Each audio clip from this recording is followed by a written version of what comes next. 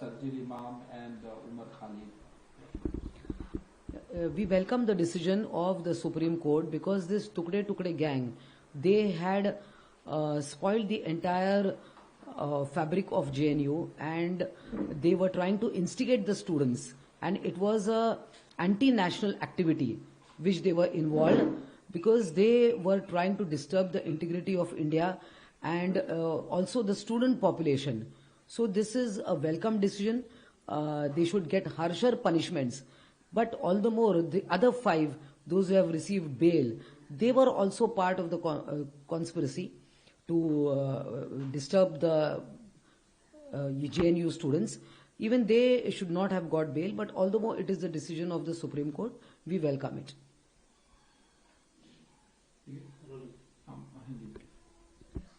JNU में जो सरजिल इमाम और उमर खालिद ने जो भारत तेरे टुकड़े टुकड़े करेंगे इस प्रकार की भाषा का प्रयोग किया था, सुप्रीम कोर्ट ने उनको बेल नकारा है। पिछले 5.5-6 साल से ये लोग जेल में हैं। उनको और भी हार्श पनिशमेंट मिलना चाहिए। इनको कभी बेल न मिले और पनिशमेंट इसको होना चाहिए, क्योंकि इस प्रकार हिंदुस्तान में रहकर ही टुकड़े टुकड़े करेंगे, ये बातें बिल्कुल सहन नहीं हो सकती। और 5 लोगों को बेल मिला है, उनको भी बेल नहीं मिलना चाहिए था। हालांकि ये कोर्ट का निर्णय है, फिर भी इन दोनों को, जो सरजिल इमाम और उमर खालिद है, उनको और भी सख्त सजा मिलनी चाहिए। JNU मध्ये ज्यांनी विद्यार्थ्यांचं माथं भडकवण्याचं काम केलं, सरजिल इमाम आणि उमर खालिद यांची बेल ऍप्लिकेशन जी आहे ती सुप्रीम कोर्टाने अमान्य केली आहे, त्याचं आम्ही स्वागत करतो। आणि अशा प्रकारे हिंदुस्थानबद्दल ज्यांना मान सन्मान नाही, ज्यांना हिंदुस्थानाबद्दल स्वाभिमान अभिमान नाही आहे आणि जे भारतात राहूनच भारताचे तुकडे करण्याचं बोलतायत, त्यामुळे हे अशा प्रकारच्या प्रवृत्तीच्या लोकांना त्यांना कधी क्षमा करता कामा नये। आणि त्यांना हे आता 6 वर्ष तर जेलमध्ये आहेच, परंतु यांना अतिशय कडक शिक्षा झाली पाहिजे। जे 5 लोक ज्यांची बेल मिळाली आहे त्यांनाही खरं बेल मिळता कामा नव्हती, परंतु तरी सुप्रीम कोर्टाच्या या निर्णयाचं आम्ही स्वागत करतो। अजित पवार का बयान आया कि 35 साल से चुनाव लड़ रहे हैं, लेकिन इस बार जो चुनाव है पुणे महानगर पालिका का, उसमें उन्होंने कहा कि हम एनसीपी के साथ हैं, लेकिन केंद्र में और राज्य में हम बीजेपी के साथ हैं। और ये भी कहा कि इससे पहले कांग्रेस भी इसी तरह अलग अलग चुनाव लड़ी थी, लेकिन केंद्र और राज्य में साथ में थी। देखिए, अजीत पवार हो चाहे एनसीपी हो, ये अलग हुए, मतलब दोनों एनसीपी अलग हुई। बाद में उन्होंने विधानसभा का भी चुनाव लड़ा, लोकसभा का भी उसके पहले लड़ा, और लोगों ने निर्णय लेके उनको जिताया अलग अलग जगहों पर। अब ये जो महानगर पालिकाओं का चुनाव हो रहा है, इसमें भी लोग तय करेंगे, आप कभी साथ में आओगे, कभी साथ लड़ोगे, तो लोगों का भी आप पर विश्वास उठ जाएगा। आखिर जनता जनार्दन है, जनता सब तय करती है।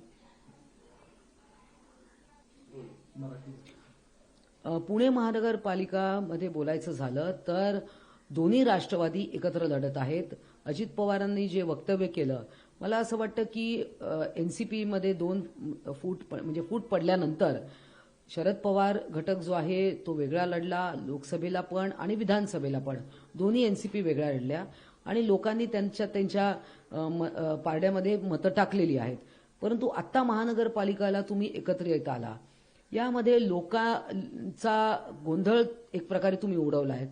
त्याच्यामध्ये लोक ठरवतील की तुम्हाला ठेवायचं की तुम्हाला बदलायचं।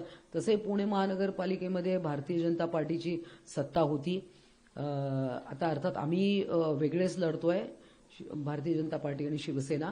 परंतु मला असं वाटतं की लोक आता खूप प्रगल्भ झाले आहेत। जसे पक्ष एकत्र येतात, वेगळे होतात, वेगवेगळी, जसे मनसे आणि उबाठा हे अनेक वर्ष वेगळे लढले आणि आता एकत्र होत आहेत, त्यामुळे मला असं वाटतं लोक पण आता तेवढेच सजग झालेले आहेत, लोक ठरवतील काय करायचं ते। उद्धव ठाकरे ने अमित साटम जो बीजेपी मुंबई अध्यक्ष हैं उनके सरनेम के बारे में मजाक किया, उनका मजाक उड़ाया, क्या कहना चाहिए? खेद की बात है कि उद्धव ठाकरे बार बार भूलते हैं कि इस राज्य के वो मुख्यमंत्री थे। इस प्रकार की भाषा का उपयोग उद्धव ठाकरे के मुख से अच्छा नहीं लगता, बैड टेस्ट है, और इस प्रकार के रिमार्क्स करना उनके लिए शोभा नहीं देता।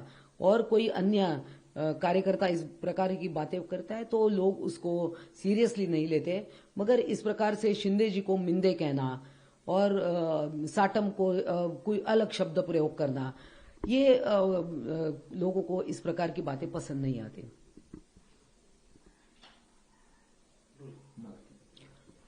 ज्या प्रकारे माननीय उद्धवजी ठाकरे वारंवार एकनाथ शिंदे यांचा मिंदे म्हणून उल्लेख करतात किंवा काल अमित साटम यांच्या पण आडनावाचं तोडमरोड केली, हे लोकांच्या पचनी पडणारं नाहीये।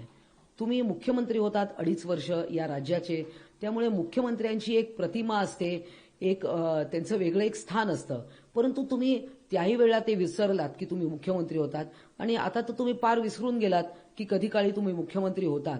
त्यामुळे अशा प्रकारचं वक्तव्य करून तुम्ही तुमची पातळी कमी करताय हे लोक समजतायत।